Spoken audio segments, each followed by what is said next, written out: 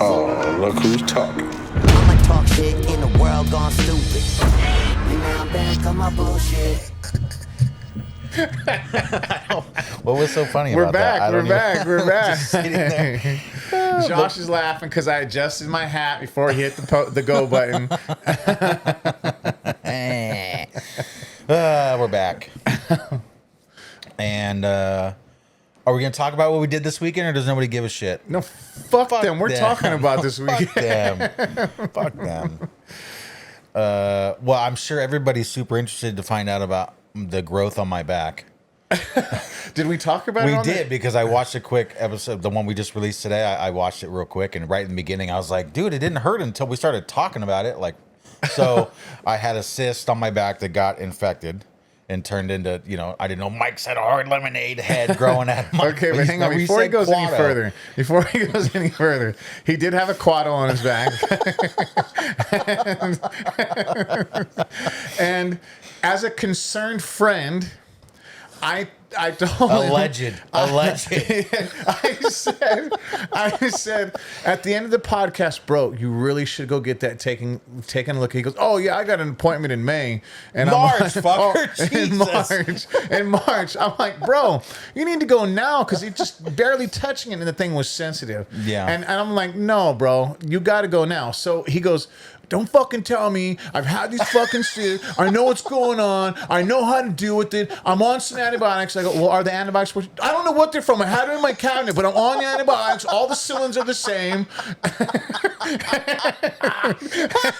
You kind of nailed it. You kind of got it. I go, I'm just concerned, bro. I love you. I don't want nothing to happen to you. And he goes, all right, fucking fine. Nothing's going to happen to me. So then go ahead and tell him about what happened after you left here and went to our other friends to go smoke cigars. I will address your interpretation of that conversation, and you kind of got it, kind of nailed it. I may have said all those things. I don't know if I said them like that, but hey, you know what? I probably did. So yeah, I ended up going to my buddies after the podcast, like I always do. We have cigars out front, and my buddy was telling me a story about how one of our other mutual fucking friends had gotten the hiccups for like 10 days straight and couldn't sleep and couldn't eat. And it wasn't like these baby hiccups or like convulsion hiccups, right? So he ends up going into the hospital to get it checked or urgent care or whatever. And this, our friend doesn't have medical insurance. That's probably why he didn't go for a long time. That could be That's kind of a big deal. Sure. So anyway, he gets in about the hiccups, and he's got this untreated abscess on his back that has like spread like up over the top of his shoulder and is pinching some nerve or something and making him hiccup. That's crazy. He was in the hospital for 20 days. It was put under like 3 times to have 2 or 3 different surgeries, and they had to lance the one and drain that, and then they had to put him down again a couple days later to go up and like clean out the infection like up in his shoulder. I don't know all the details, but my buddy's telling me the story, and he didn't know that I had this growth on my back, this quado thing. Yes. And I go, are you fucking kidding? And he's like, no. I go, well, I'm going to urgent care tomorrow. So I went into urgent care, and no videos were allowed, unfortunately. Oh, I God, know, that would have been great. But we would have been on an episode of Dr. Pimple Popper. Yes. Yeah, 100%, because that's how it went down. So, they numb you up. They stick you with the needle. And did that hurt? It didn't hurt too bad when he stuck it in, but it's when he starts to move it around to get different areas that you start to feel the like pinch. In your teeth and your gums when they're doing all when this they're poking it around. And for some reason, that stuff doesn't hurt me that much, but this was sensitive, so I expected it to hurt pretty bad. So he gets it in there, and then I can tell he goes and grabs something else, and then very quickly, I already feel warm liquid running down my back. I'm like, oh, you already cut it. And he goes, yeah, I'm already done cutting. And now it's just pouring out. And my wife's watching, and she's like, oh my God, oh my God. So it's like, like creamy, bloody looking. And then there's like little ball. It's a Cadbury egg. Yeah. And then, yeah. And then like little ball chunks, which is the cyst, like little fat pieces coming out. And he's like, dude, it's kind of like the right middle area of my back, like right side mid, right? Maybe a little bit towards my ribs. Right in the hugging spot where your hand goes. Exactly. And And he's like really wrenching on me from really low. And I'm like, dude, get all of it. As much as you. He goes, you okay? And I go, it doesn't matter how I'm doing. Get it all right now. Yes. I'll be back and you have to do it again. I go, but get as much as you can right now. So he wrenched on me pretty good. And then went home, did my thing and went back 2 days later. And they had stuffed it with that string gauze. So when I went back 2 days later, they pulled all that out. And she's like, yeah, I'm not really happy with it. I'm going to restuff it. With a little bit less, but I'm going to give you another antibiotic to take as well. So I was on 2. Bactrim and... Not even an N. I know. Bacitracin? Fuck you. That's like a Neosporin. I got Bacitracin on my back, but yeah, Bactrim and something else. I think they end in sin, so fuck off. Fuck you. Another one, and then so now I'm good. I went back a third time, and everything's good. All the gauze is out. And, excellent. I'll be on regular Band-Aids shortly. Okay. And it feels good. It just itches. Yeah, So I'd rather have good. it itch than Yeah, fucking be itching's- sensitive and everything else that it was. Itching's good. Yeah. Yeah. So that's my update. So long story short, guys, I saved Josh's life along with the fucking horror story from our other buddies. I didn't really save his life. I was a concerned friend, and then the horror story saved his life. Yeah, that's a fact. Yeah, the alleged friend over here, alleged, and the horror story absolutely got me kicked into gear. I mean, I probably should have gone either way, but thanks to our buddy who almost died. I'm good at learning my lessons from other people. That's the goal that we're all supposed to do. Right? But everybody seems to be hard and needs to learn the lesson for themselves. I was thinking about that the other day when somebody was talking about, the lessons of the past and our lessons from history. And I'm thinking it's never going to work. And I was thinking about, like you try to impart some wisdom to your kids so they don't make the same mistakes you made. Yeah, don't we? But everybody's got to feel the pain themselves. Not everybody, but most people have to feel the pain themselves in order to understand. And that stubbornness is the reason why we can't tell people, I told you. They get all fucking butthurt. Yeah. When you say, hey, I fucking told you. I told you. I told you. But when someone tells me I told you, I'm like, you're right. Yeah. You did. Shit. My bad. I was Maybe wrong. we're just the two most intellectual people on the planet that can accept that. Not maybe. For sure. We are it. Because at home, if I'm like, oh, this is going to happen, and and then later they make the other decision, and then it happens, and I'm like, I can't say I told you. Because everybody gets all bitter, right? Yeah. I mean, everybody, not even just in my house. Like, people get bitter. Like, oh, I told you so. I don't want to hear I told you so. I want to hear that shit. I want to be humbled. I'm like, yeah, Dad, you were right. Straight up. I'm going to come back next time. And I'm going to listen to you. Right. Right? Jesus Christ. It only took my wife 478,000 times. My 478,000 years, my wife still hasn't fucking come around, and she's like, I don't want to hear it. My kids don't want to hear it, but whatever, man. I mean, I hate when I'm right about that stuff. No, for sure. Because I have that gift. Sometimes I can tell what's going to happen. I tell you, and lived then it happens, experiences. And I'm just like, I don't know what to tell you, man. Like, I'm tired of being right about this stuff. You're not listening to me.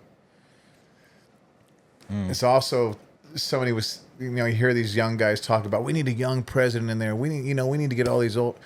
There's a reason that there's an age limit on the presidency. 100%. Because you have to have some learned experiences before you could ever think about jumping into a position, especially a position like that. Yeah, I don't even think. I mean, at 25, I made. No, it's 35. No, but at 25 okay, for me, I made some pretty good strides in growth, like mentally and like to become a man. I made some jumps, and then I still needed more. Getting into like 35 is probably where I kind of settled into my real good confidence about the shit that I'm doing, and there's no way in hell. But now you would make even better decisions. The better than when you were at decisions 35. even now. Like I almost said, I didn't even really settle until I was 40, and I'm like, no, I felt good in my 30s, but I made some good decisions, but even more so now. And it's really just about experience and being able to understand that, reaction isn't always good. You got to think about stuff. Straight up. You got to sleep on stuff sometimes, what I mean? That's the facts. Yeah, man. Yeah. Never send that email until you slept on it. Just saying. Yeah. So, like I was saying before, we'll get back to something else, but I was requested that I mention my cigar. Yes. So here I am. Yes. I'm going to mention my cigar for the cigar smokers. I'm smoking the new blend. It's a Arturo Fuente Opus X Templo de Oro. This is the number 13. This is the largest one of this blend. There are 3 different sizes: the number 1, the number 8, and the number 13. Comes with this gold wrapper around it and this red ribbon. So, would you like to hear my review? Because I did have one the other day. We're talking about the cigar. Yes, I want to know. Give us a taste palette. Give us. Is it bold? It's extremely light. I'm kind of unhappy with it, to be honest with you. I had it the other day, and it could be just the size. I got a very It's well. always the size. It's always about the size and how it tastes. I got a well-versed friend in Jersey who smokes this stuff as well, and he's in love with one of the sizes, and I can't remember. I guess it might have been number 8, and he's smoking them all the time. So I got this, and I'm like, oh, they're gonna be good. And I tasted this, and I'm like, it's so flat.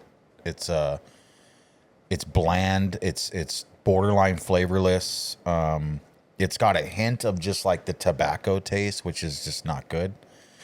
And I think it's the size again, but I think some time in the humidor. I'm a big fan of just even like when you get a brand new blend up cigar and you put it in the humidor just for like 3 months. Yeah, fermentation Or is 6 everything. months. I mean, just fucking fermentation.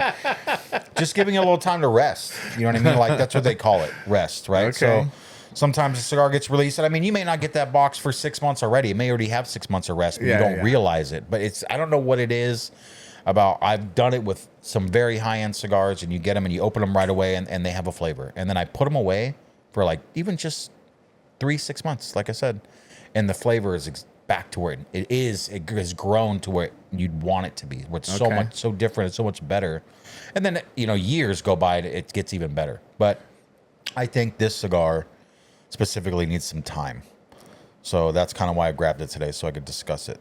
I So could do you talk think about that it. your buddy back east has lost his No. sense? No, he's smoking a different size. I haven't opened that other box yet. I have Okay. that box, but I haven't opened it. So I'm going to open it soon. It was the first one was so bad, I considered getting rid of them. Okay, I considered so selling them. the size will make a difference on the flavor profile?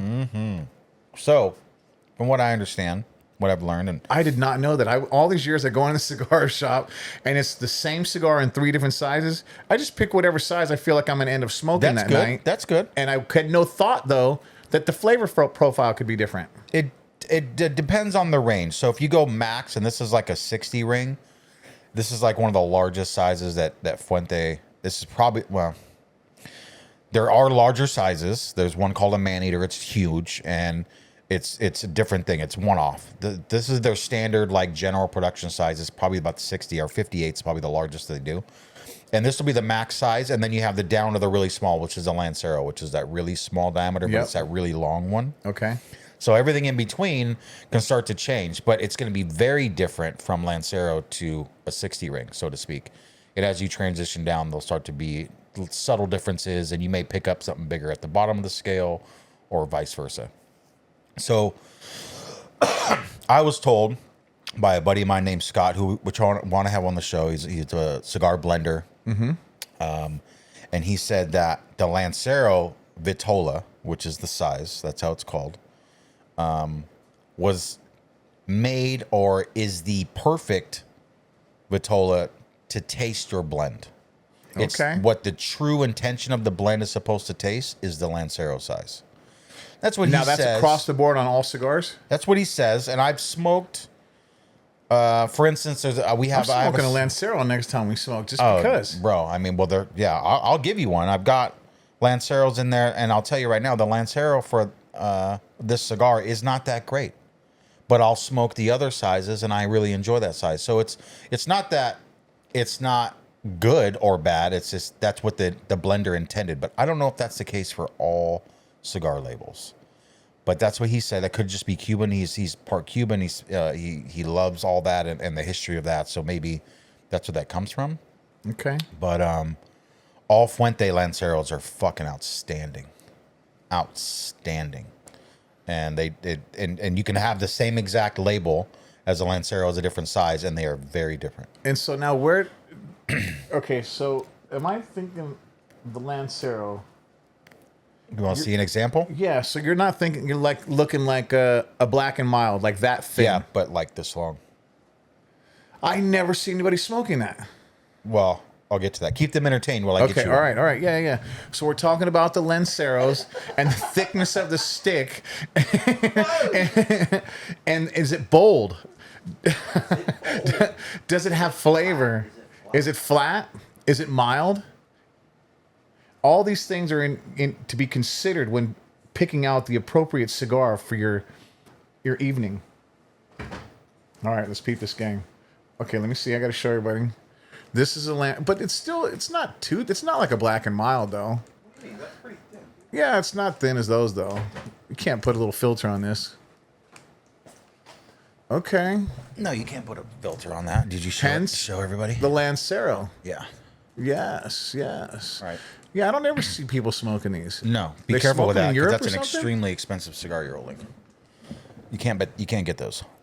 Okay, So yeah, be careful. you can't get them in the Lancero, You or can't get that Lancero. okay.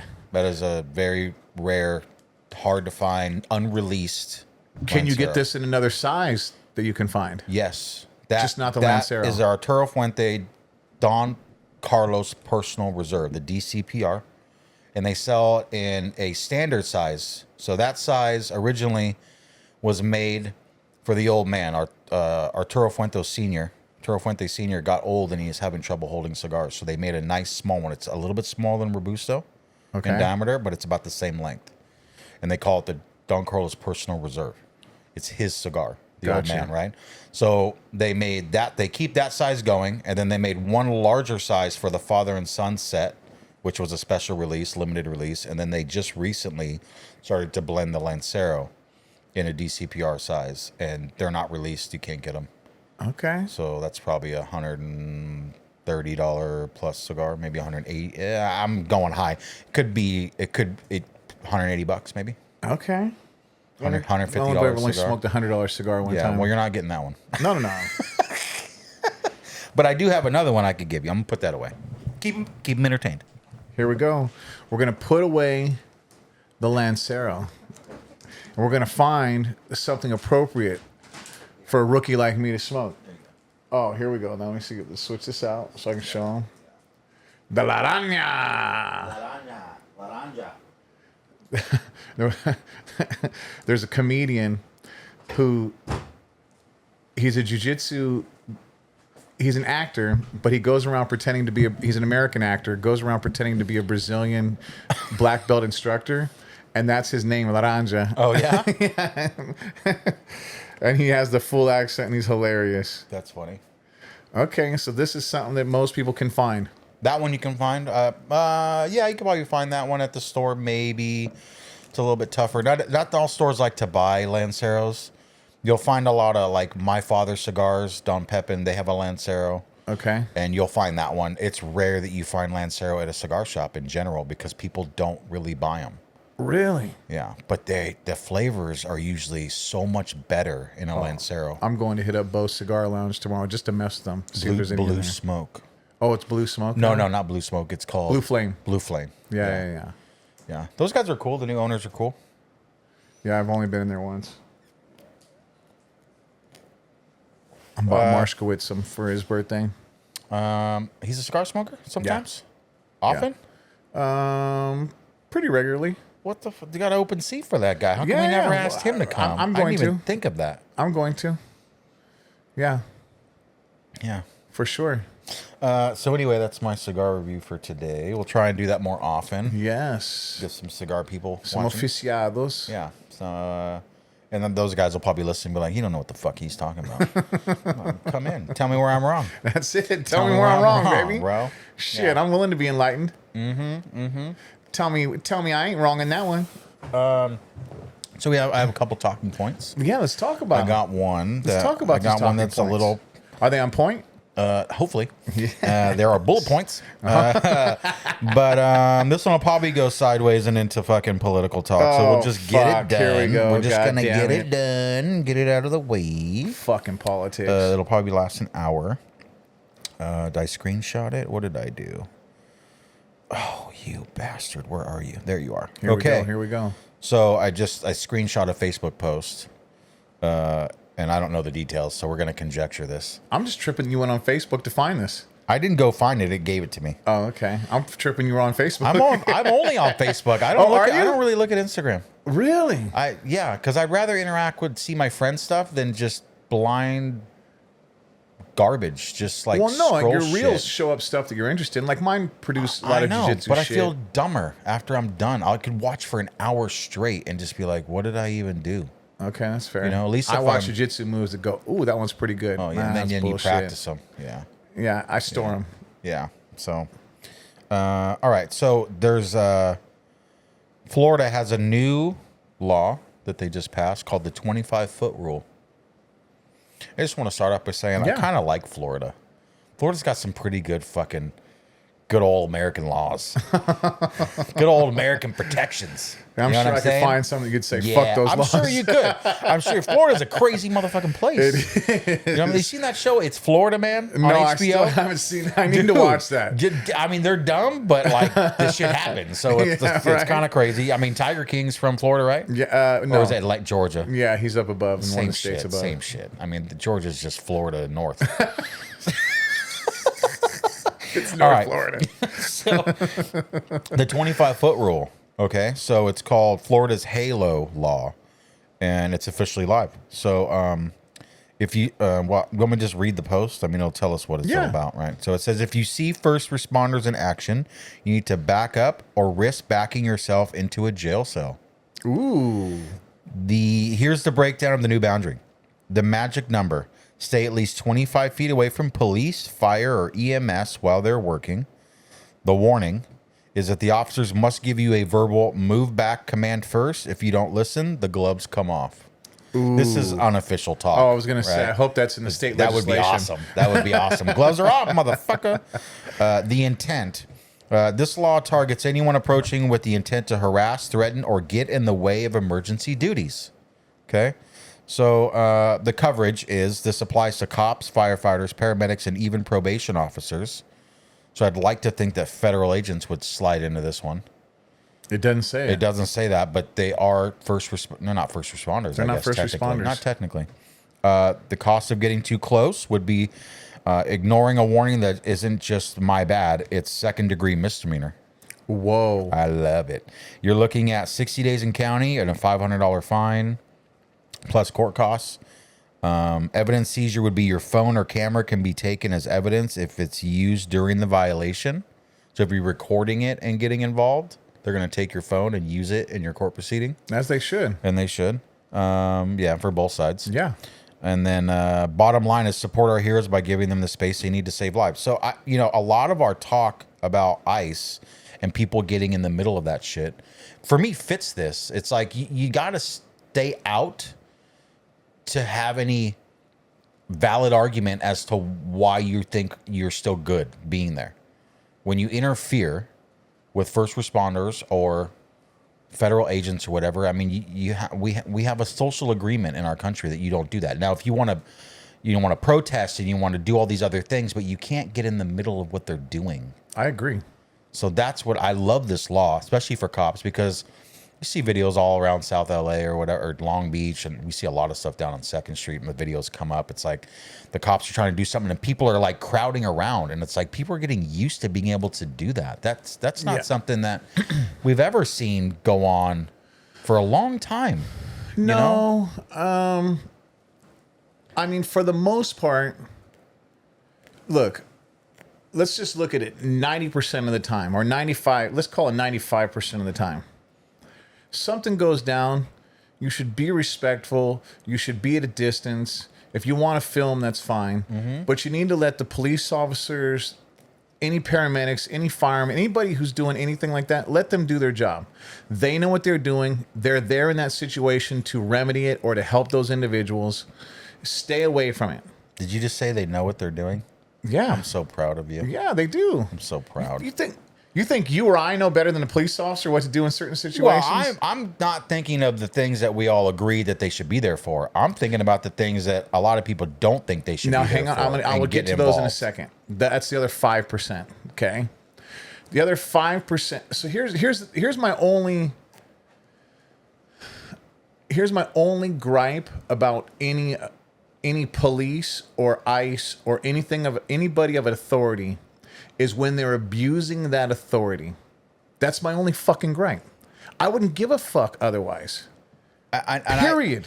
Can I just say that I think that the word abuse in that situation has an opinion attached to that. I mean, because not everybody agrees what the abuse is. And I think when you get extreme, we can all agree that there's abuse of powers. I'm just saying, technically, it's an opinion. Okay. It's You're an right. opinion till a line, and then the law states you've abused your power at that point, right? Like the officer, the federal agent, whatever it is. There's some kind of point when it goes from normal to abuse. Yes, and Right? let's just look at the instances, okay? So I'm not talking about, and this goes back to something that I truly believe, and I've said it on the podcast before. Glad the camera wasn't on me for that. I think I spilled soda on Josh has got a myself. hole in his lip. It didn't. Where'd it go? That's where it came out. Damn you, Pepsi! Don't fill it up all the way. Is, as an example, bro, when you drive through these Midwest states, and they're just out there as ticket machines or processing points to put people in jail, or they have this fucking feeling that because they're a police officer in Georgia that they're superior to the rest of their people. Florida. I'm just using it as Florida North. Florida North. And when you pull these people over and pull them over, ask them if they know what they got pulled over for. If they say, I don't know, explain it to them, give them the infraction, and let them go on their way. It's when you start fishing for shit and you do that every stop. Now you're saying that doesn't happen? We watch it happen all the time. I'm disagreeing with it. I love old-fashioned police work. That's not police work, Yes, it dude. is. It is not. Okay, we're getting off Everybody you pull over, you do that too, and that's police work? No, you hold on. You're not. Yeah, I know you're not saying every single cop does this. I don't think you believe that. Well, there probably are certain cops out there that are like that and will do that on every when they single get enough reports about them, we prove that they're them. But that's those are the not ones we're what talking about. No, those are the only ones I'm talking about. The abuse. That's the only things I'm talking about. Physical abuse and like, because I'm talking about the abuse of the power, bro. If you're black and you're getting fucking pulled over every 5 minutes by every cop that comes down your neighborhood, there's an issue there. That's an issue, and the way to do that is to report it. They get reported, and where does it go? It gets reported to that police station. You have to do. And That's what you have to do. The police captain goes, "Good job, Bobby. Keep it up." What's the alternative? The alternative is pull somebody over. No. Oh. What's the alternative to the person who's being pulled over every 5 minutes innocently? What's their alternative to reporting it? No, their alternative is to start recording police doing these bad habits. Okay, that's fine. Yeah, that's all I'm saying. And that's it. And report them again to someone else. Yes. Correct? All I'm look. I'm agreeing with you. This has nothing to do with the Keep 25 foot rule. Yes. No, we're talking about why people engage in this kind of conduct. I don't know why somebody needs to get within 5 feet of a police officer arresting somebody. Yeah. I think that's a dangerous fucking thing to do. So let's just go straight to like. There are multiple officers, and now they are physically harming the perp, and they are abusing him. They're punching him, closed fists. They're knee on the neck, can't breathe, all this other shit. Do you get involved? No. Or do you back up 25 feet? There are a lot more people. At this point, depending on what the law says, if the law doesn't say anything, okay, number one, the law never says you can go fucking get and interrupt an arrest. Find a law that says that. That says you cannot, or that you can. That says that you can. Yeah, doesn't exist. Okay. But is there one that says you cannot? Now, hang on a second. I'm sure there is. Now, even in the worst offenses of anything you've ever seen on video, with a person standing 10 feet away from the police officer, Have you ever once seen them touch the police officer when he's arresting somebody? Yeah, I've seen videos Where? where people are attacking. They're I've drunks. never, ever They're, once. they're outside the bar videos. No. I've seen it. You're talking about the person that the cop is engaging with. No, I'm talking about. You're talking them. about another person that's come up and got in front of the cop when they're arresting so we're somebody? at the bar. You're getting arrested. You're getting down with them and you're handling them, and so they got 4 guys on you, and I jumped in and pulled cops off you. I've never seen that. I've seen that. Show me one video. Okay. Not right now, but afterwards. After this, I'll After show this, you show many. me one video. Plenty good. We can do Okay. that. Okay. So that's the reason. No. That we need this 25-foot rule. If that's to guard from if that. that's That is happening- literally that is happening. Okay. For sure. It happened, and it's Okay. happening more and more and more than it ever has. This is the one I want to hear. I told you so. I'm gonna tell you. I'm telling you. I really want to hear that. I telling told you. you so. No, I'm because if gonna- I'm correct, then that's really fucking sad. Yeah, no, I'm correct, and I'm not gonna have to tell you I told you so because Okay. you're gonna watch so. You're gonna watch that shit. And look, the bottom line is, yes, bro. Respect. Look, here's what I tell my kids: if you get pulled over, be respectful to the police officer. Yes. Put your hands on the steering wheel. Yep. Wait for their instructions Yep. and ask them before you go reaching to places. Yes, and answer all their goddamn questions, not with questions, with answers. Okay. Now that is something. Now listen. As long as you're respectful, you don't have to answer all their questions.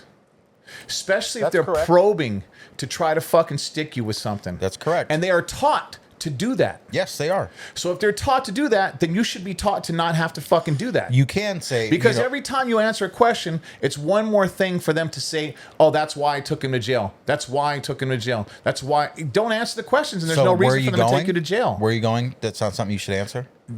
I'm going, doesn't matter where I'm going. Here's the It alternative. does not matter. Here's the alternative to that. When you start guarding your answers, they want to probe more. Because if you're not going to answer me simple answers, then why are you not answering me? So it's a double door. I could see that. That's all I'm saying. I could see that so it's a double I'm door. saying, just answer the question. Where are you going? I'm going to my girlfriend's house. Are you married? Yeah, I was cheating on my wife. Yeah, that's where I went. And have you been drinking? No, I wasn't drinking. What's next? Whose car is this? Well, it's not my car. I mean, they're gonna find all this stuff out. Answer the questions. You know what I'm saying? Like, I don't see the reason why you can't answer the questions because I don't not understand answering. where you got. I'm cheating on my wife. I'm going to my girlfriend's house. I know. Where the I said fuck that. I'm did like, that come from? That's not Freudian I'm like, yeah, slip. that's exactly what I want to That's tell the not- police officer. Yeah, that's got not- the camera right there. that's not a I was Freudian gonna drive slip. over to my house and tell my wife that. Let me spit didn't- that shit out. I didn't. That's not a true story. I don't. None of that even is remotely close to my life. But I'm just like, whatever it is you're going to do, to answer the fucking Now look, questions. I agree with you. The simple question of where you're going. I'm going down the street. I'm Where are going you to my coming girlfriend's from? house. Those are things you should answer. And maybe they shouldn't. Maybe they're not relevant. They're not relevant. But- They're not relevant but at all. We've, as a social agreement. There's no. Listen, as a social agreement, we've Okay. agreed that we have a police force and we all know Yep. what they do and we're all used to it. We don't like it. And so more and more as the years go on, we act out against it more and more and worse and worse. And now now we have a 25-foot rule. Why the fuck don't we already have a 25-foot common sense rule? Right? We have to make it a law now. I don't have that answer. Coffee's because- hot. It has to say it on McDonald's. Shut the fuck up. Okay? You know what I'm saying? Yeah, Like, where's yeah. there's no common sense. And I can tell you that that's because of lawyers. Right. So That's all what because I'm of getting lawyers. at is it's like just answer the fucking questions and they're because we all know they're probing because it's their job to stop crime, not before it happens because that's not legal. But you have to be able to we have to allow police to do police work. And if they're asking you where you've been, maybe you're going to say I was at the bar. Well, okay, my next question is, were you drinking? And you're going to go, no. Okay, wait a second. Why is every one of your people you pull over already guilty? Because it doesn't matter if they're It innocent. does matter. No. If they're innocent, it does matter. Okay, so You I came shouldn't from the have to- bar and I haven't had any drinks. I don't I understand. didn't come from the bar. What about I came from my fucking house and I'm going down the street to Right. play basketball with my buddies? It's nobody's business where I'm going or Right. what I'm doing as long as I haven't broken a law. Did I speed? Did I do an infraction? Pull me over. Yes, officer. I ran that stop sign. I apologize. I didn't see it. Now he has the decision to either write you the ticket for that or let you go. Right. It's not an inquiry about when you were fucking born and where you're going next and what you got going on. What Right. did you do last week? Right. Do you have any drugs in your car? Do you have any guns in your car? No, I'm just Right. going from fucking A to B. It's not an. If they were investigators and everybody that pulled somebody over was an investigator, then I would say we've got investigators pulling people over. It's their job to do that. They're not investigators. They're there to give you a ticket. All right. We know that part. Are we right or wrong? I'm interrupting the shit out of you. We Okay, go know. for it. You've heard you say that a million times. I know that. I'm not talking about the people that are fucking innocent. I don't care if you do fucking investigative police work on innocent people because it goes nowhere. I'm talking about allowing them to do good old-fashioned police work because something could hint to something more. Do you know that when Jeffrey Dahmer had one of those kids... Now we go to serial killer. Yeah, because they let him go twice before they caught him on a whim. Did they pull him over? And is that how it they pulled happened? him over and they didn't know he was in the back because they didn't ask any questions. So now it's the cops' fault? What if the kid... Oh, shut the fuck up. I know, I'm just saying. What if Of I'm course giving it's you an not. example that police work getting done can produce results. Now, you're all bitter because it's gotten out of hand. And so you have racist cops pulling people over for no reason, pulling them out of the car and creating arrests. Correct. I understand that. That's not what I'm talking about. That's the only part I'm talking But you have about. to let them ask questions. And if you just answer them and you are innocent, it's going to be good. It's not always good. Yes, it is not. is. It is not, Josh. There are thousands of cases across this country where it wasn't good enough. Where being innocent only... Find out how many departments are sued over that. Well, look, arresting somebody who did nothing wrong. I don't even know how to. That's not even the conversation that we can have. That's why we're having that conversation. And look, like I said, you can't deal with me saying 95%. You want all the other 5%, I guess. No, so what I'm saying is 95% of the time, do what you're supposed to do. Be polite. Get the ticket and go on. Now, when the cop changes from that little polite thing to start picking at you, shut the fuck up and don't answer any more questions. Don't continue to fucking let him fucking and then find when reasons it goes sideways, hold on, let me finish this comment. It was going sideways already. Let me finish this. It doesn't fucking matter if he's right or wrong. It matters that you got pulled out and got your fucking ass kicked. So why the fuck do you need to get to that point to prove you were innocent? Why do you need to be argumentative? Why do you need to be a fucking asshole and not answer questions and tell him I'm not going to answer and roll your window up and be rude so that now he feels like he has probable cause to pull you out and he calls back up. Now you're acting the fool and you're getting pissed off and you get pulled out. Like, it doesn't matter if you're right because now you're dealing with his wrong. Just like I don't tell my kid, oh, just because you have the right of way in the street, should you walk in front of oncoming traffic? No, you're right and they're wrong and you're dead. So who gives a fuck?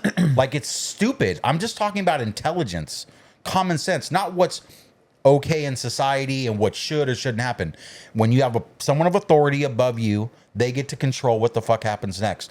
Why wouldn't you just fucking be polite and go with the flow and make sure it's going right?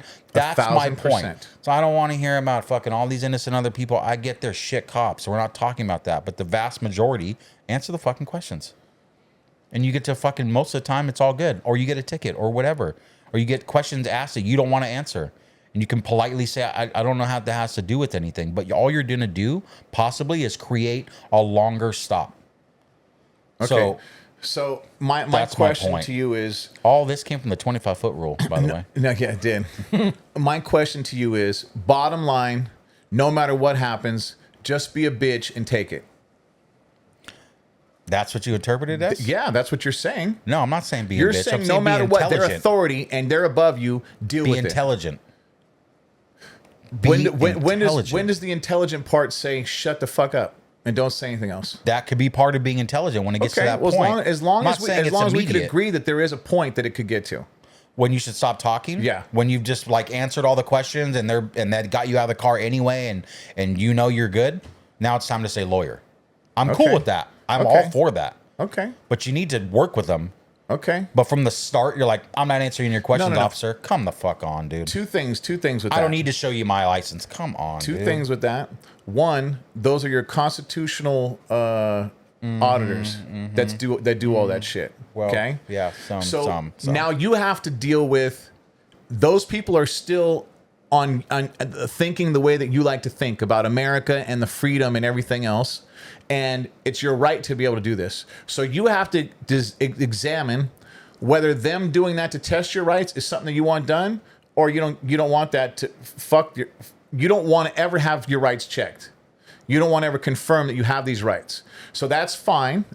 You understand what I'm saying? I think so. Okay, so like, just as an example, say we have a stretch of highway and one or a couple officers continue to pull people over every day for non-bullshit shit.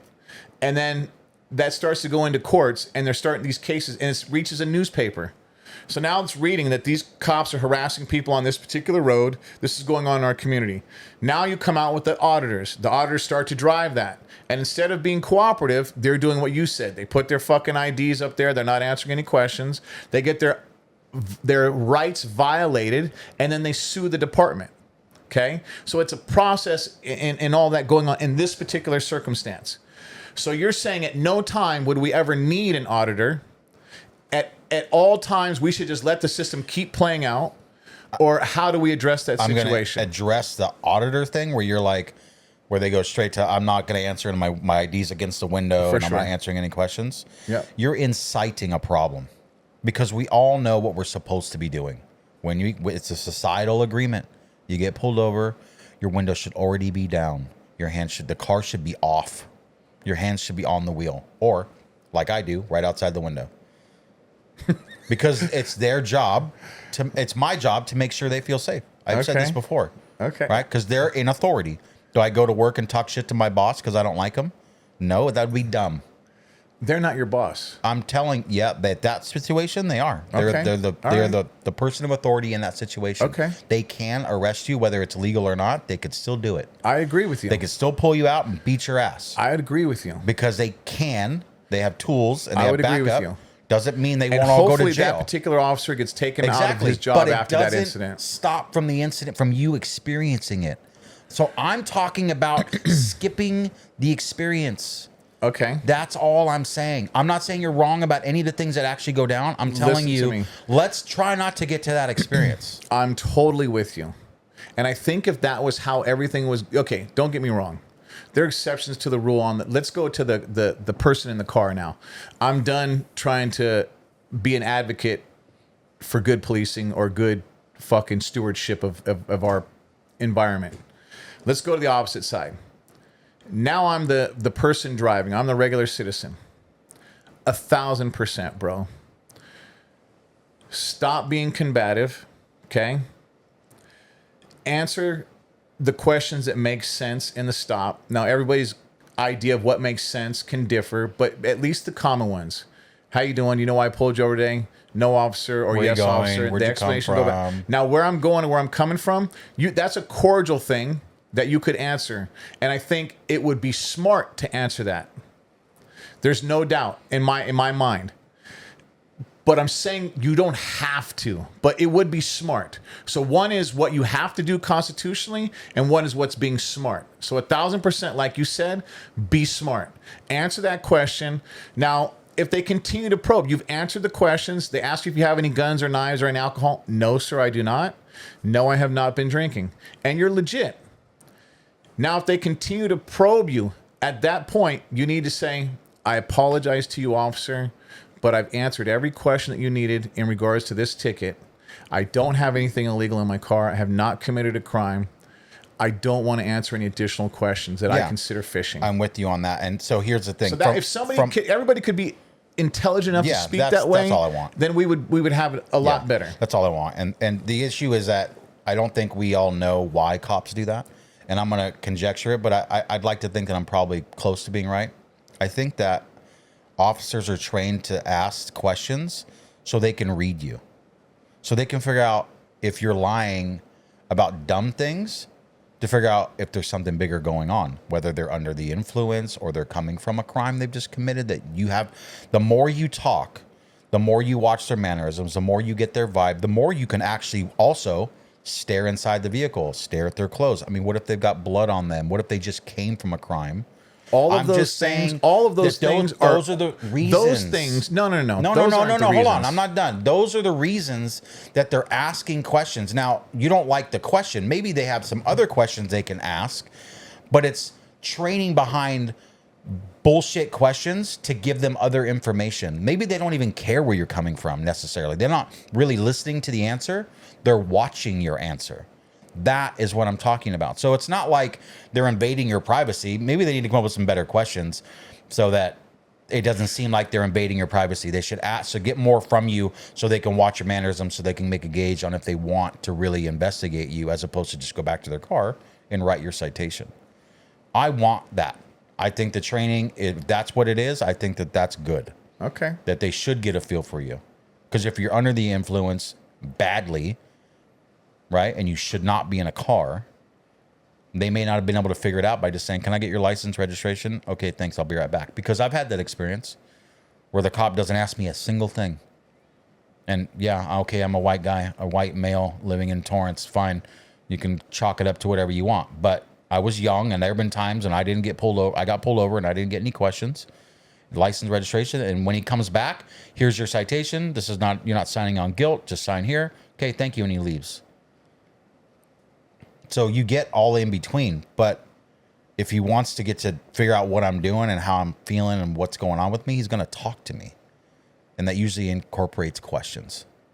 So that's the point, I think, behind the questions. It's not always the answers that they're listening to. They're watching you.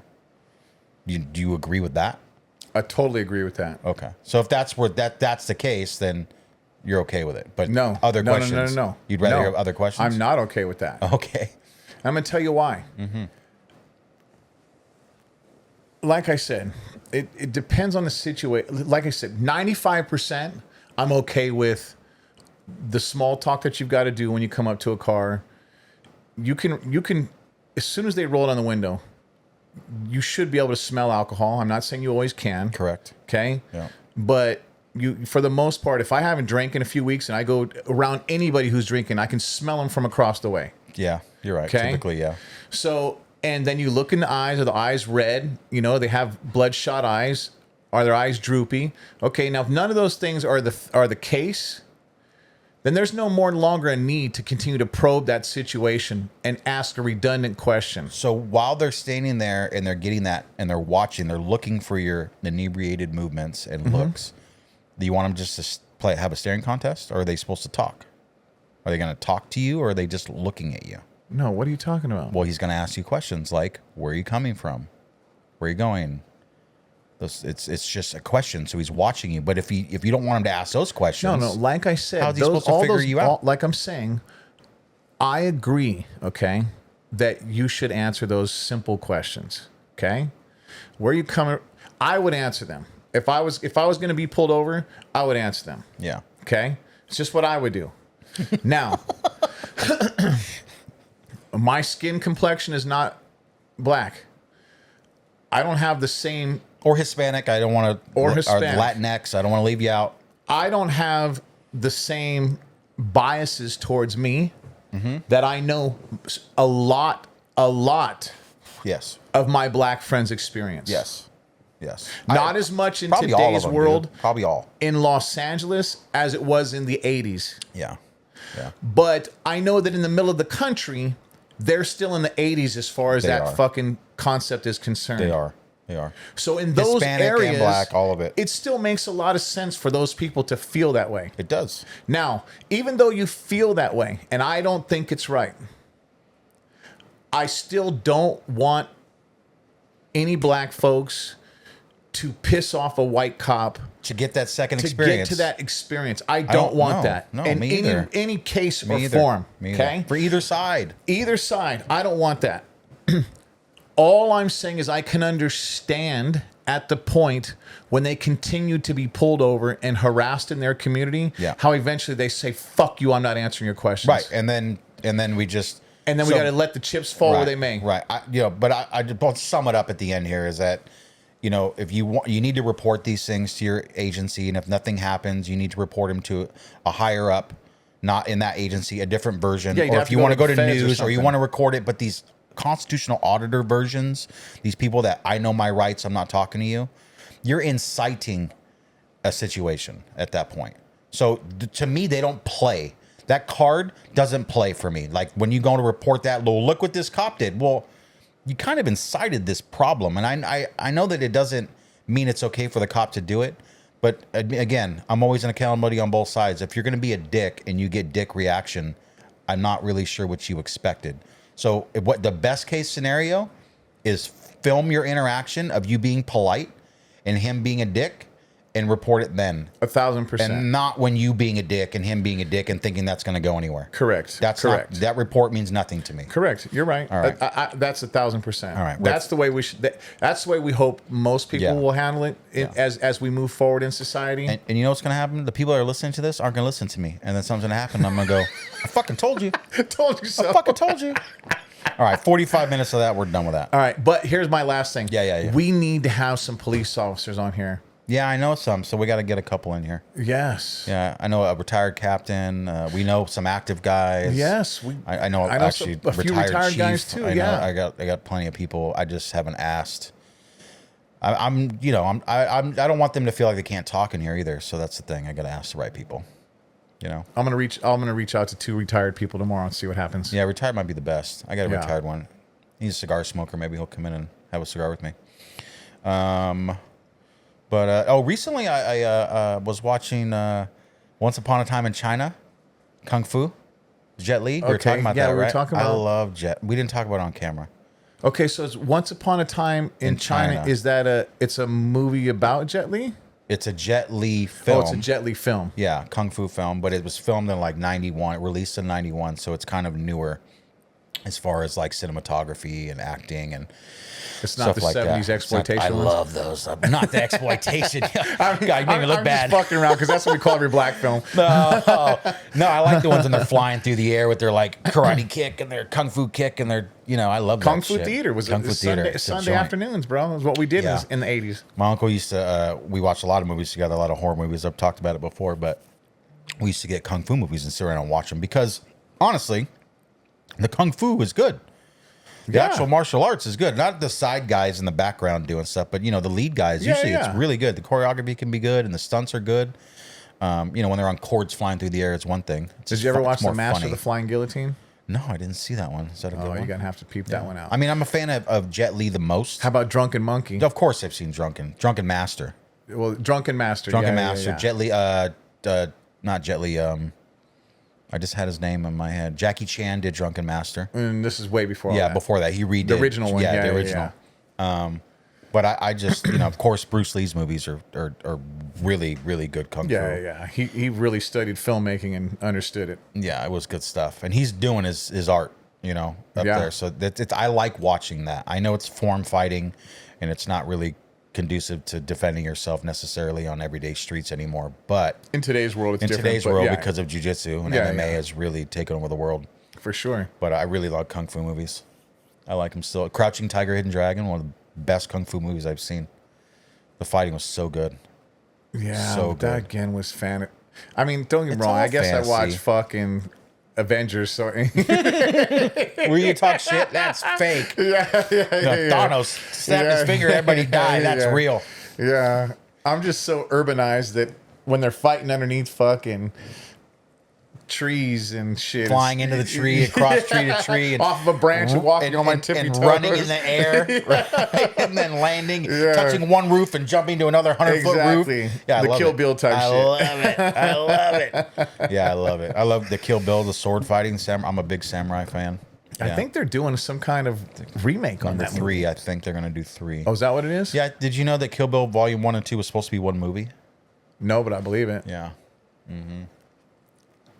So I haven't finished it because it's kind of a long movie, but I just love kung fu movies, man. Yeah. Yeah. I mean, modern day, to me, the most modern day cool guy that I liked that was like a real martial artist that came out was the Thai guy. Steven Seagal? No, Tony Jaa. Who? He had the films. They're mostly foreign films, and where he's like a badass Muay Thai dude, and he just goes through wrecking motherfuckers. Okay. With Muay Thai. I mean, Kickboxer was good. I like Van Damme. He's not a real martial artist, but he's a ballet dancer that can kick you in the head if you're 7 feet tall. For sure. Look good doing it. Yeah. Bloodsport Was the bomb back then. Bloodsport was a shit. Kickboxer he did Lionheart. Did you see Lionheart?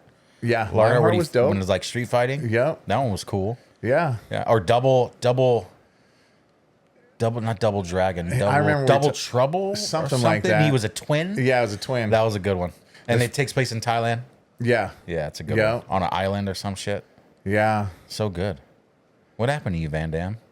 Yeah, and then Steven Seagal's first couple movies were dope. Yeah. And then it just fell to shit. You got the same thing over and over. You got caught in a cycle. Yeah. What do you think of his discipline? What is it called? Is it something specific?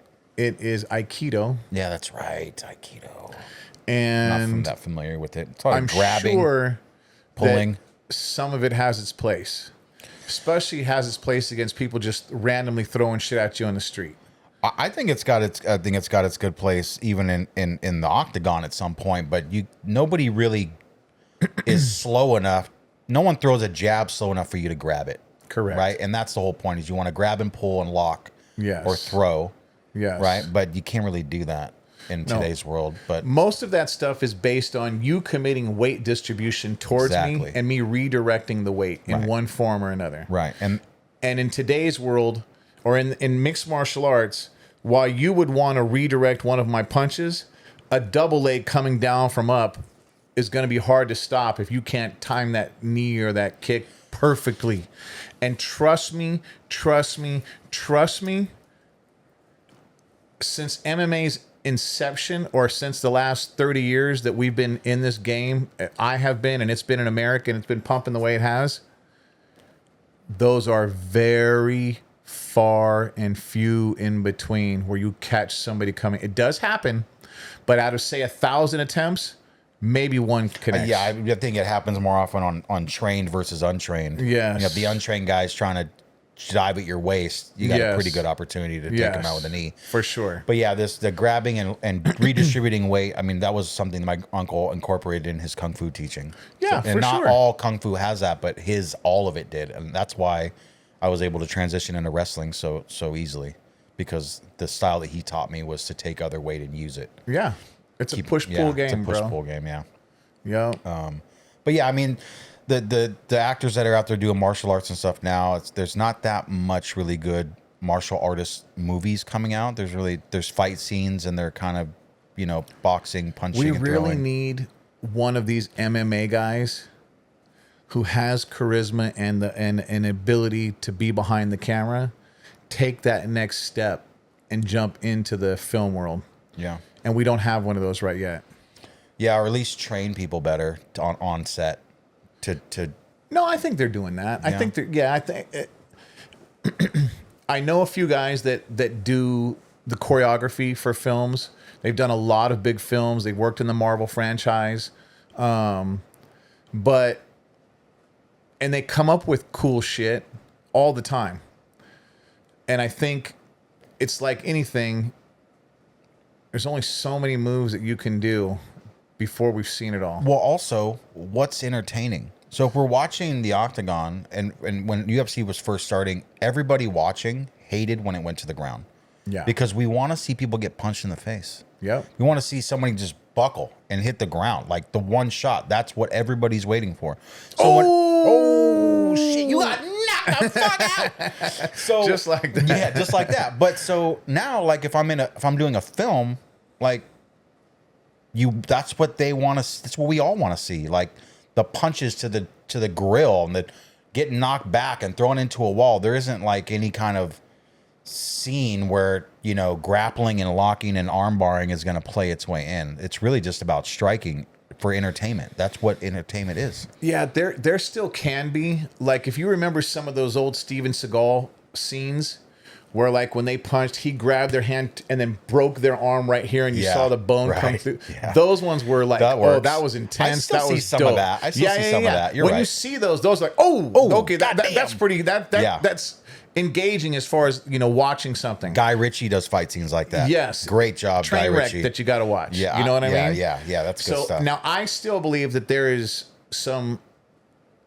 cinematic styles that have yet to be exploited that I have up here that I would love to give to somebody to go do that go run and 'em. exploit with those ideas. But, you know, I got to be at the right place at the right time. And So this leads me into the perfect segue into shitting on John Wick. Okay. poor John Wick. Keanu. yeah, Keanu. I want to say you're a great actor, but I'm not going to say that because No. you're always going to be Ted Theodore Logan Yes. from Bill and Ted's. Straight up. And then right after that, you did Point Break, which is the surfer Johnny Utah. Or you're Neo. You know, or Neo, right? I mean, so you got a place, Keanu. I appreciate your place. Yes, yes. But John Wick is some of the worst fucking movies I have ever had to watch. And the first one was probably the best one, right? And it was new and it was entertaining. And I'm a gun guy, so it's fun. I like to look at guns on screen. I like to people use them. I like to name them. Like, oh, that's a cool looking gun, or look what they did to that, or whatever. And then, you know, you watch 2 and 3. I guess he dies, and then now there's a John Wick fucking 4 coming out, by the way. I don't want to watch dudes punch people with bullets. You ever seen this dude? Yeah. Like, whipping his arm around a corner and, like, he's doing this shit with his fucking gun. And then everybody's dead. Every single one is a fucking kill shot, and he never fucking reloads. But then he reloads after, like, 86 rounds. Yeah. And it's a quick drop, boom, boom. And then he's doing this, and he's shooting behind the fucking... Shut the fuck up. Punching people with bullets. John Wick, you're done. Have you watched the series with the The Continental? the Continental? I haven't. And a friend of mine, his brother-in-law wrote Continental. Okay. He's a I writer watched a for the couple show. episodes, the first couple episodes. It's the first episode I thought was but then I think I got to the third episode. It's not so bad. I was a little engaged by the time I got to the third We saw episode. the coin Yeah, the that my coin's buddy dope. got. Yeah, so it's cool. My buddy. I mean, I like that whole concept. The concept Yeah, about the Continental cool stuff about it. Yeah. Yes. That's all cool. Yes. But punching people with bullets is old. Stop punching What was people the with movie bullets. that they first did with Christian Bale, and they were in the future, and guns were the thing, and it was like that, where guns were the martial art, and they killed everybody, and there was I don't like the remember that. Badlands, but inside the walls, they were the police force that went out and got everybody that was in the Badlands. I don't know. I can't think of it, but it was the first really, it was the first take on the John Wick series. Okay. Of something of that nature. Yeah, something of that nature, to have that concept That's where cool. guns are the major martial art piece. Yeah. Yeah, punching people with bullets. I can't handle it. Yeah. John Wick. I mean, it just did get monotonous by the time we got to the third one. It was dumb. It hurt my dog. And gonna vampire die. movies, it's like vampire movies, man. Just TV in general, bro, is kind of hard to watch. When not everything, when 80% of what's, or 90% of what's out there is the same recycled shit over Yeah. and over and over. Yeah, we go again. through stages where it's a lot of the same. I'm and then watching somebody will this- start something new. and I'm then- watching this show right now with Dominica. It's about a prison that we've implemented in rural farm communities, and it's an underground prison, and they have like a barn on top. Oh, Silo? No. And That's not a prison. I don't know why I no, said that. yeah. When you go into this prison, the prisoners are all serial killers who have been executed but weren't really executed. Oh, cool. They were- This is a fictional show. It's a fictional show. What's it called? Taken, I can't remember, like The Hunt or something like that. On the Hunt or something like that. Where are you watching it on? Netflix. So you remember the show with he wore the black hat every time in every episode. Blacklist? Blacklist. So I you didn't remember the watch it. first blonde girl that was supposed to be his daughter? I didn't watch it. I did, Okay. I didn't like it because Well, anyway, I don't love that actor. That actress is the main character in this one. And so a silo blows up. And now a bunch of prisoners have been released. They got out Okay. when the silo blew up. All these supposedly dead serial All killers. these supposedly dead mass serial murderers. killers. So now their job is to go hunt down these serial killers across the Oh, country got it. and recapture them. Okay, that's fun. And but the scenes that play out are the same verbatim lines, verbatim scenes that you've seen in countless other shows. Yeah. And I'm just looking for something a little bit different, please. It's AI script, dude. It has to be, bro. It's AI scripts. I feel like I can name them. When I watch something, I'm like, this is an AI script. Or it's really shitty directing. Yeah. Yeah. But it sounds like a good show. Maybe both. Yeah, but maybe. yeah, we're in it. I think we're like 5 episodes deep. It's cool. I'm not ready to talk about Changing Our Mind yet. That documentary about psilocybin and hallucinogenic therapies. Good, because I didn't get a chance to watch it yet. I want to kind of almost think I want to watch it again because I kind of had it on and I wasn't always paying attention. But yeah, let's. Your mushrooms are kicking in. Yeah, exactly. I was watching a show on mushrooms while I was on mushrooms, and I just couldn't focus. I couldn't pay attention. I was trying to get my new synapses to fire. My neurons were engaging, but I don't know why. But this is a talk we've talked about before, but I'm going to go back. I was in the waiting room on my third visit to the urgent care for my back. And I come in and there's a woman, older woman there. And she goes in and I'm still sitting there when she comes out and she sits back down because she has to call for a ride. But she calls on speakerphone. Now we got to give her a pass, dude, because she's Hold the old up, lady, dude. She wasn't that old. I just am giving you an idea of like, she's probably she was my like, age? yeah, probably like 55 to 65. Okay. And she's obviously upset because I had to listen to her call and I can hear both sides of the damn call. And she's talking shit to them and yelling at them about how they didn't come last time and she needs to be picked up now, not 12:30, right now. I need to be picked up now. And she keeps saying it. And I'm like, we're not out at Costco where I'm bothered by your fucking speakerphone call. We're at a waiting room at a medical office. And you know what would have happened if you said something, right? She would have lost her mind. And you would have been the bad guy. I would have been a dick. And I felt like, how come the girls that are working behind the desk haven't said That's when something you should to have broke her? out your phone And started recorded filming her. I know. Entice. Entice anger. And then been like, after you record her, then get on the phone and call your wife. Babe, you know what will I not just saw? believe what I just recorded in this waiting room. And have her on speakerphone. And be like, this lady was on her phone on speakerphone. Oh, really? Yeah, she was can on you her phone on believe that? speakerphone. And I just thought that it would be funny if I called you and did the same thing.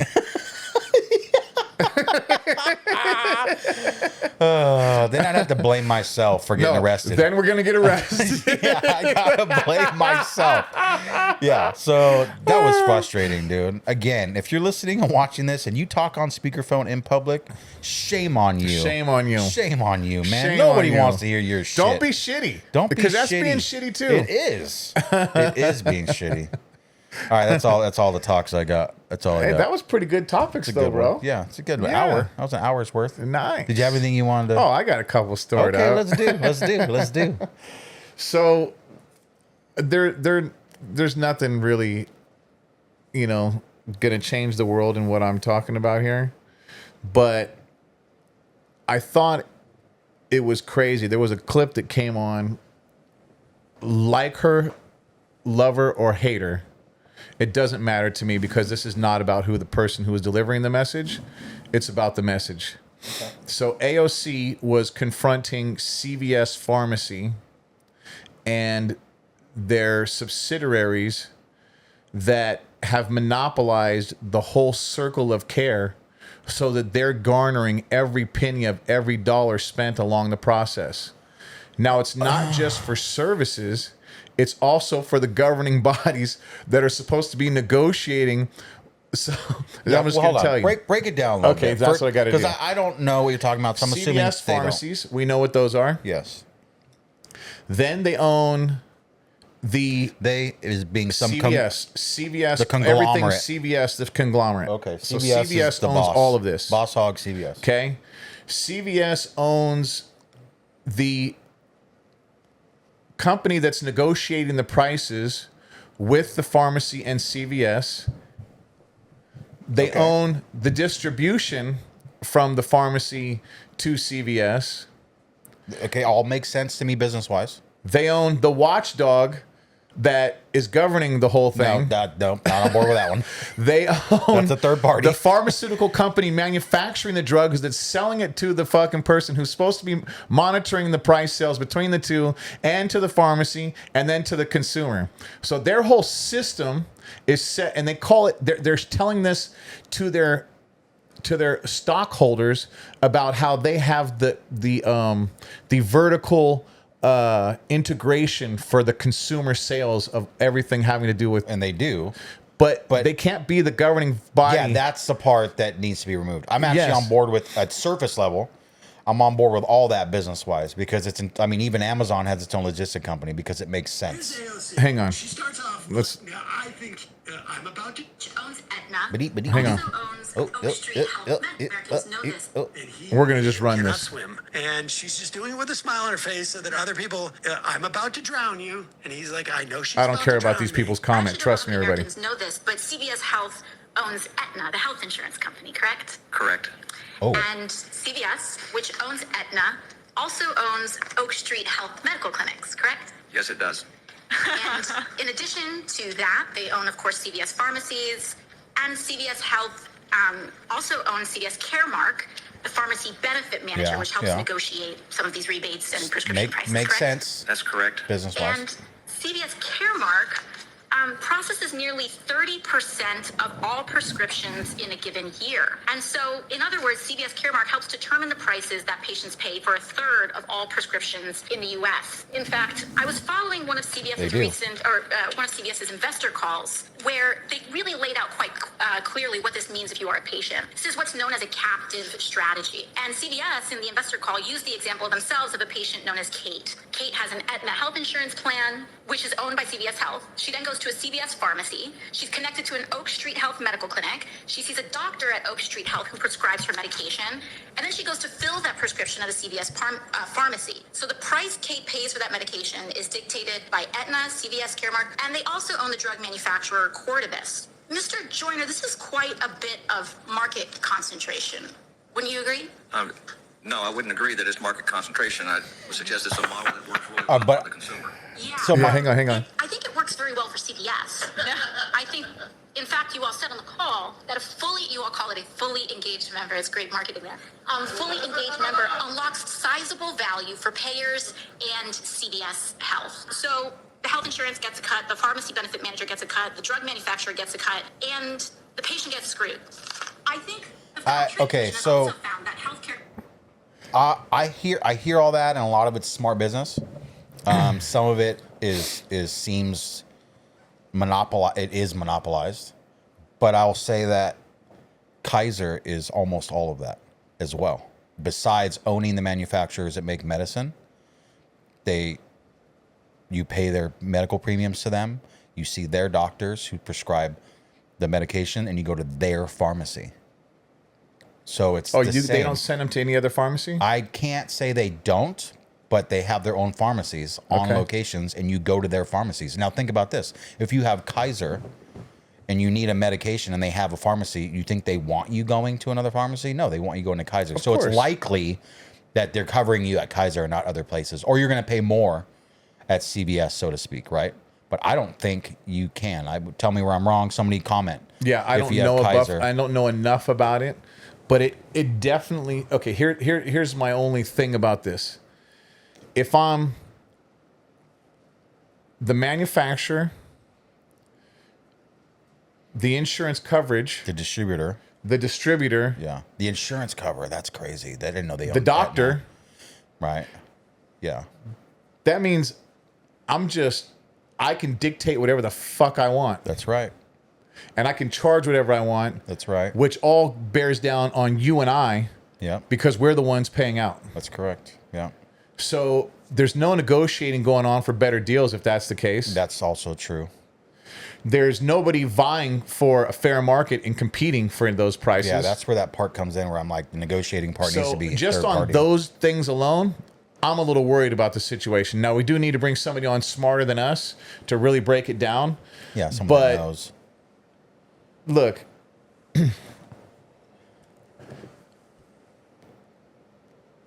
I know that it takes a lot of money to bring a drug to market. I understand that concept.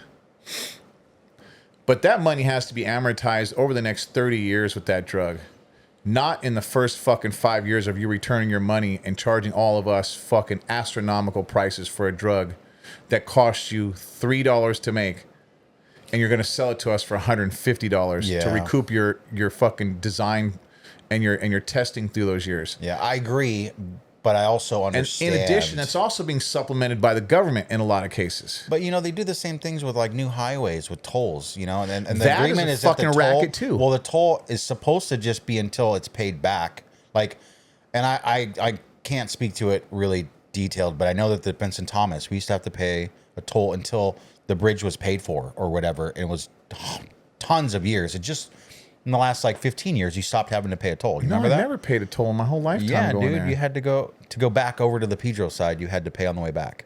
You didn't have to pay going from Pedro to Long Beach, but from going to Long Beach to Pedro, you had to pay. It was like 10 or 10 I'm gonna cents. look that up. I had to pay it in high school. You had to pay it in high school? Yeah. That's crazy. I But don't ever the remember idea that. of not having somebody audit how the negotiating is going, that's bad because there's nobody advocating for us.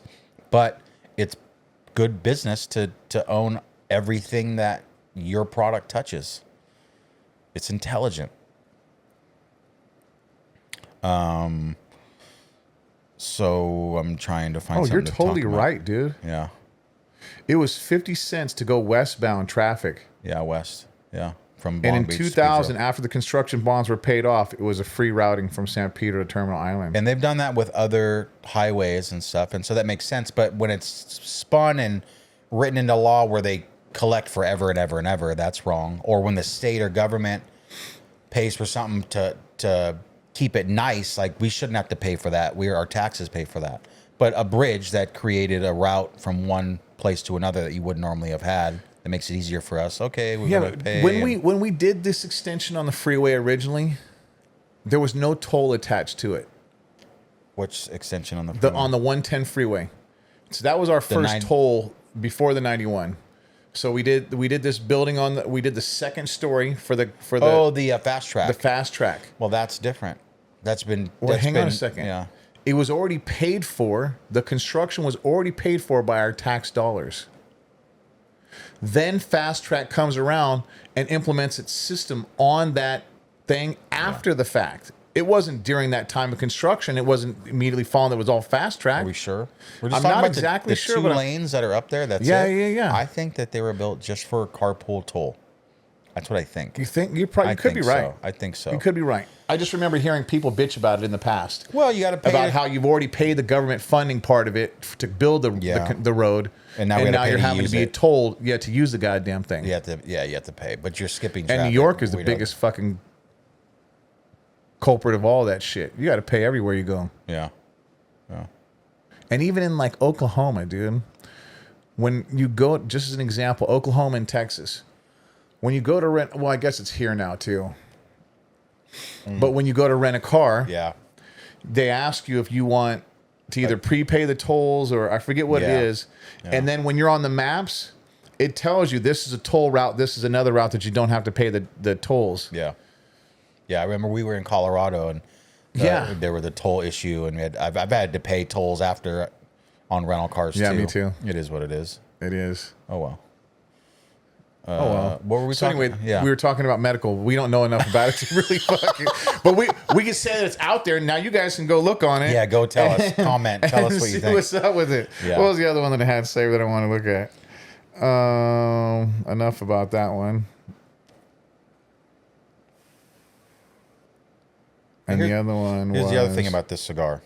This is 2 in a row that have come unraveled because of the type of label that they're putting on this label. Now, Arturo Fuente, if you're listening to me, Carlito, he's got this extra piece of paper because the label's not big enough, and you get glue on the cigar. So when you open your label, it rips the wrapper on your cigar and comes unraveled and then overbreathes, and you can't smoke it, and it tastes different. It tastes like shit, or it becomes to a point where you can't smoke it at all, and I got to put glue on it just to keep it together. Okay, so hang on a second. Very frustrating. The band is designed to do what? The band goes on to tell you what it is, right? The band, the label. Yeah, but what did you say about restricting it or something so right now? What it is this label is a mass-produced label for them, and this is a very large cigar. Most of the cigars are not this big, so it doesn't overlap when To it fit wraps. on it properly. So it's actually barely overwrapping. So there's not enough room to put glue on it, Got right? you. And so what they do is they have this piece of paper here on the backside. See that piece of paper? Yep. And the glue, you can see the yellow. It touches the cigar, Oh. and then when I peel it off, I rip part of my cigar off. Yeah. And then when you have two fucking labels, it happens early. It's frustrating. Okay. Here's the paper. Here's the piece. Arturo Fuente, if you're listening, Yeah, Carlito. Carlito, hook a It's- brother it's- up it's with that called- correction. It's called the glue monster. The glue monster. The glue monster. And then And Angel hence share. is the reason you have a glue that you're going to smoke right now? I just put, you watched me put glue on there I know. twice. What kind 'cause of glue are you going to smoke? This is actually the glue that they use to put the cap of the cigar on. So it's actually cigar rolling glue. They use it on the Okay. end of the cap because you can't cap a cigar unless you like twist it and roll it, and that's not round and smooth. So in order to put a cap on, it's a separate piece of wrapper, and they put a little glue and then they put that on and they just rub it and it smooths out. So it's safe to smoke, and they sell this in jars so that when this starts to happen, you can save your cigar. Okay. Yeah. Who says it's safe to smoke? I did. Who's they, Josh? Who is they? All right. So the other thing that I came across this week, which kind of, it didn't surprise me, but it just sucks. It's again, man, just because you can manipulate doesn't mean you should manipulate. That's all I got to say, bro. So here's Hey, this. sometimes you should. Here's this story. So there's independent grocers who have like, 10, $15 stores in their chain. And they work out of the Midwest, South Midwest, some of the, and more of our rural areas. Do we have an example of a name, or I don't- or you're I just don't- throwing this story? No. This is a story that was documented, and I'm just regurgitating the documented story that I watched. Okay, because not everybody probably watched this one. So this is about Walmart, Pepsi, and grocery stores. And the reason I'm saying that is because Josh is drinking a Pepsi.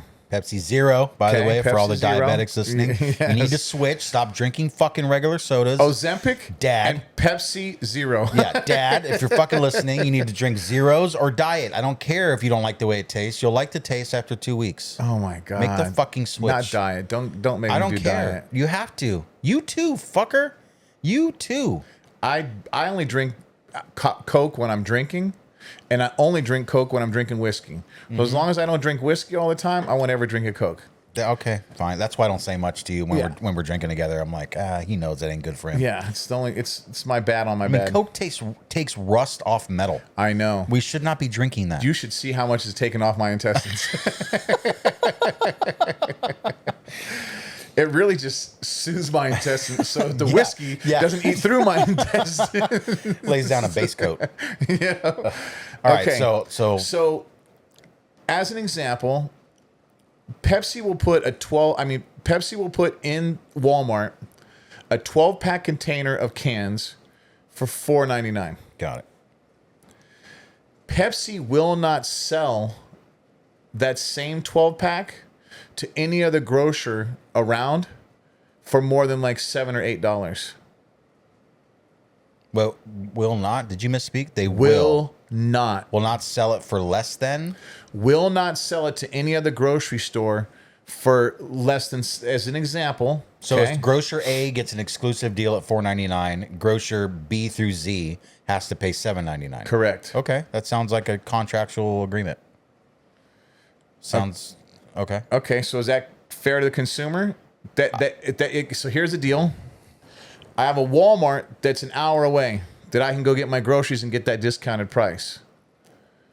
Or the manufacturer is giving Walmart that fucking discounted price, but selling it to my local grocery store that's a Ralph's down the street Right. that I've got to go pay now $10, $12 for. Right, understand.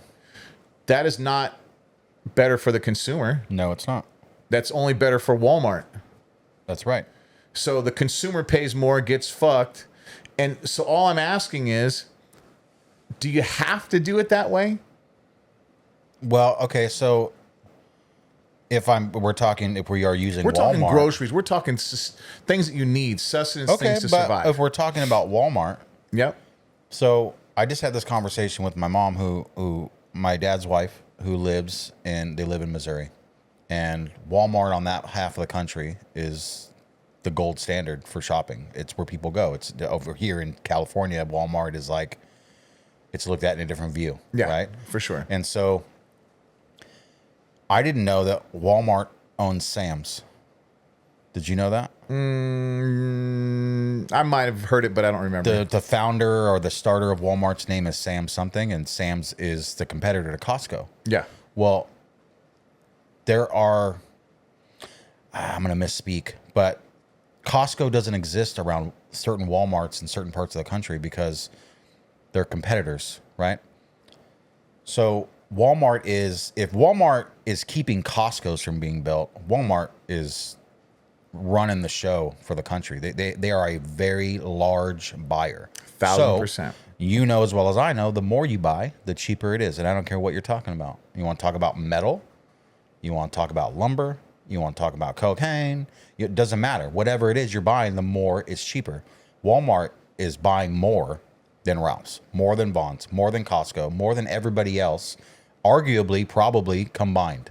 So hang on. So they're going to get a deal. Those other grocers knew that was going on, so they combined all of their different grocers to buy in bulk from them and still got fucked to try to compete with that concept. Because Walmart probably said, if you don't sell them to for this, we're going to not buy them.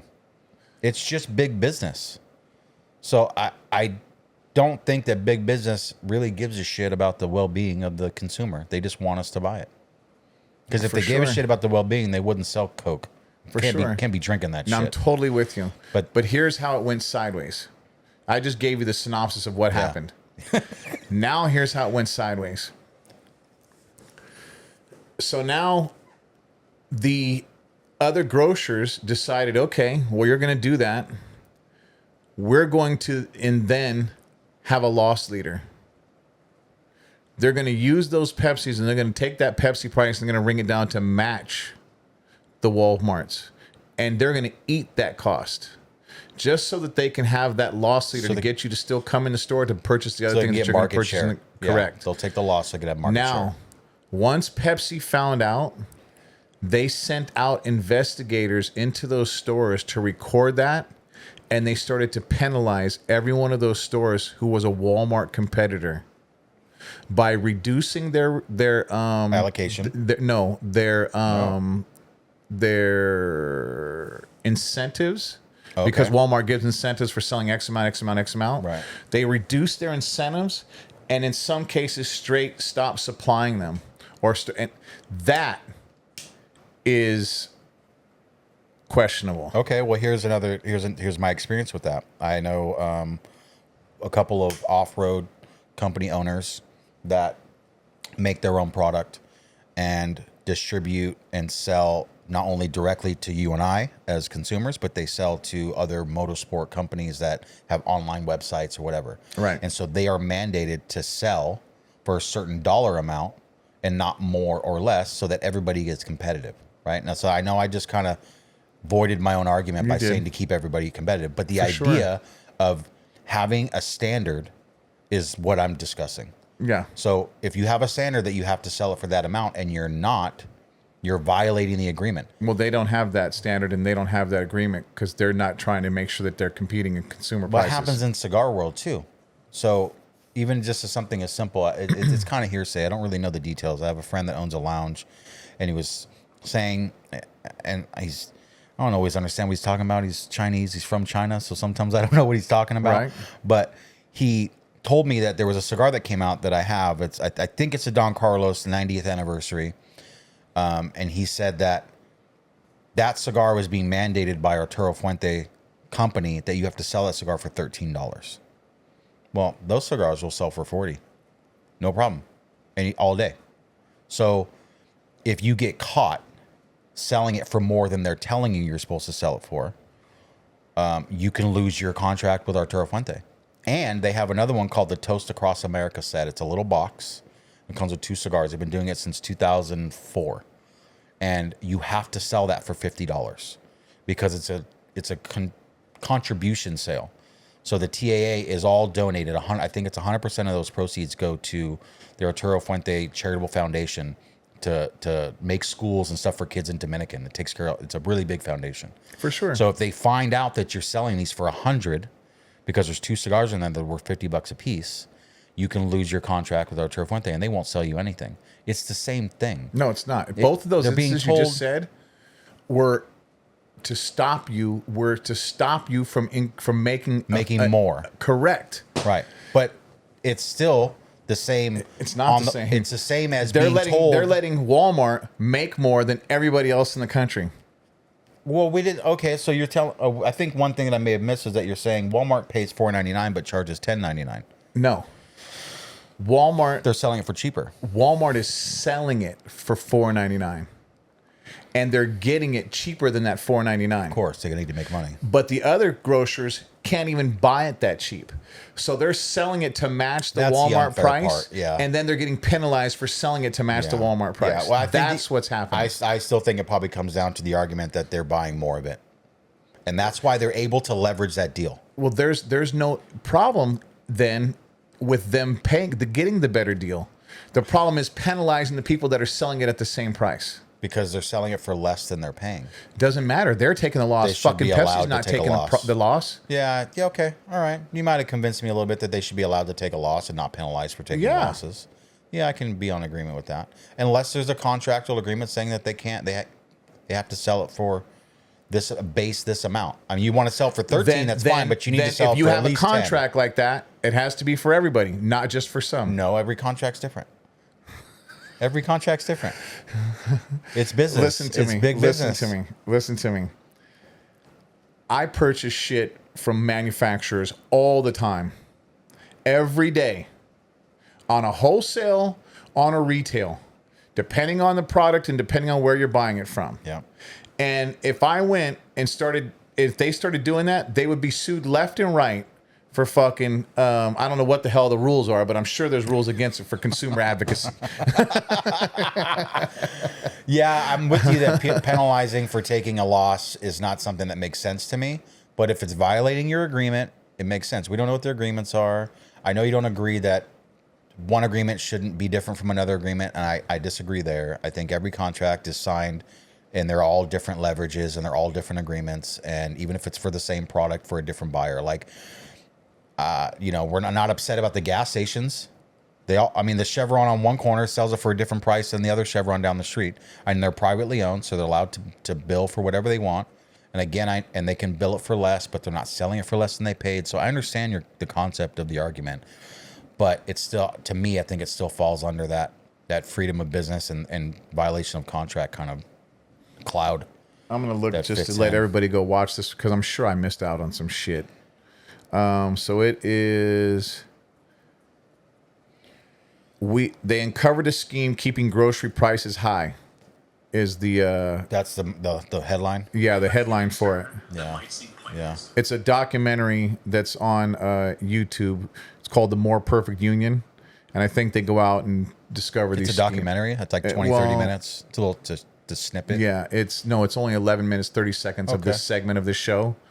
But let everybody like go to out. watch You guys that. can go out and check it out yourself, and then watch this, and then put some comments Yes, below yes. after you've watched it, and tell us where we're wrong, Yeah. and tell us a solution to this That's issue. right. And somebody commented the other day. Was kind of funny. They commented on something we were one of the most recent releases, and I don't know who the user is on YouTube, but they said, "What's the book?" I guess there was some book that you were talking, and one of us were talking about. They said, "What the book? What's the book?" ? And then it says underneath it, it says, "Nobody comments here."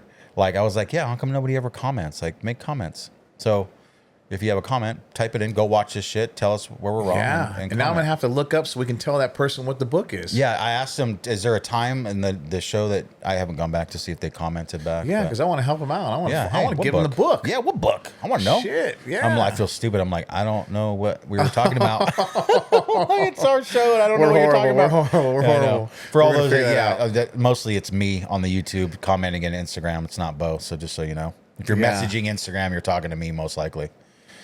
But keep commenting, keep asking commenting, questions, yeah, and we and love it. I'm gonna keep asking. Now that I know that that's going on, I'll ask Josh every few days. Yeah. Did you comment? Did anybody comment? Did you respond? And I want some negative feedback. Right. I want everybody's like, oh, it's great. It's Dude, this don't and that. ask for it. We might get it all. Yeah, I want it. I want it.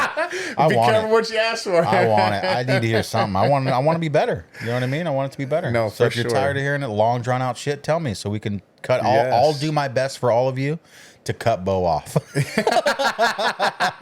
Please and thank you. I will advocate for all the listeners and trim Yes, Bo's fucking yes, detailed yes. stories down. And snip me when when when I'm getting too far. Look, You're doing it right now. No, You're some of Josh's friends have said that I am far extreme left. I didn't say far extreme, but they don't think you're middle. That Okay. you're really more left than anything. Yeah, and what I'm not. I agree sometimes. I believe, number one, I believe that we should have fucking compromise and be down the middle of the road, especially in our politics. And you got to do that in life. I don't go to one job site where I dictate to my customers how this job is going to be and they got to take it or leave it. It's a negotiation between what the customer wants, what I think is feasible in a construction setting, and what I think can be built and be used for what they're wanting to do. And if I have, an opinion, or not an opinion, a recommendation for the customer, I will say it briefly, and then if they don't concur, I will leave it alone, because ultimately it's their choice on what they want. And so, I mean, you got to be down the middle of the road. You got to negotiate with everything. Just so everybody knows, I think we need police officers. I think we need Border Patrol agents. I think we need people who are ICE who go get our fucking illegal criminals that are doing bad shit in our country. I think you should arrest bad people. I think if you're fucked up in public and you're doing bad shit to your fellow citizens, you should be taken out of the public setting and placed in jail or wherever the fuck we're going to put you. All of those things I believe on. At the same time, do I think that these authoritarian positions need to understand that they're dealing with normal people, and they can't? Well, it's human nature. Some people in positions of power abuse the power. And we need to curtail that as much as possible if we want to ensure public trust in our institutions. Yeah. Period. That's all I believe in. I agree. Mostly. Now let me go on the right side. Fucking gun-toting lone American. See, he doesn't even know how to be a fake right winger. He's bad at it. He's a lefter. Fucking lefty. Anyway, all right, well, it's good. Yeah. Thank you for listening. Like, subscribe, turn on the little bell notifications. Comments. So there was a clip with Tiffany and us talking about all that, but I was scared to post the reel because I didn't know if we knew what we were fucking talking about. You don't trust me. I know what I'm talking about all the time, every time. We'll let you tell us we're wrong anyway. I'm going to put it out anyway. All right, well, until next time. Till next time, don't be shitty. I'ma talk shit in a world gone stupid. A bullshit? A bullshit.